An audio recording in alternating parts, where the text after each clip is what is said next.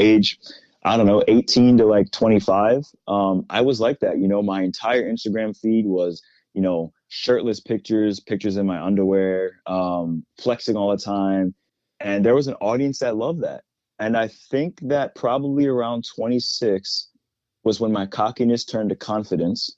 And I didn't feel the need to have to portray that this is the only side of myself. And I think that one of the things that people in the industry do is they relay so much, or I could use the word rely so much on the one aspect of themselves, which is their body. And people will look at you like, okay, well, there's nothing else to you. And when people were looking at me like that, I'm like, okay, well, but I'm in great shape. And that's the only thing you could relate to, is just being in shape. And you never really realize the type of negative impact that has on yourself mentally and the people around you. But there has to be an understanding that there are more facades to you as a person. And I hope that everybody understands that there's more to you than just being in shape. You can still go to the gym 6 days a week without showing everybody 50 times a day that you have abs.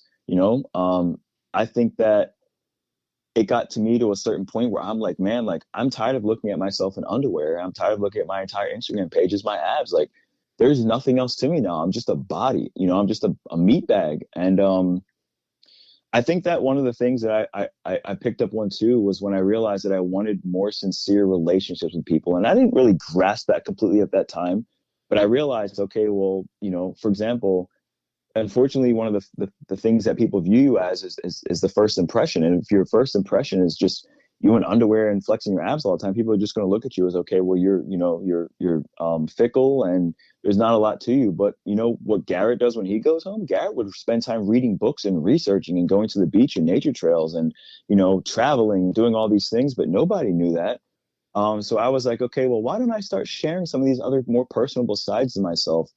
And I realized that the connections and relationships that I was gaining with people through some of these other things were so much more meaningful. Like, yeah, I still go to the gym 5 to 6 days a week. I have a fitness TikTok where I talk about more than just my abs or flexing my abs all the time. I have another fitness Instagram page, but I've diversified what I share with the world about myself. And in turn, this has made me feel, wow, like there's more to me than just this. And I think that people who are stuck in that mindset, haven't really gotten to the point of comfortability where they realize they can share these other things with other people, and people are going to like them or not like them. And that's okay. It's not about everyone liking you all the time.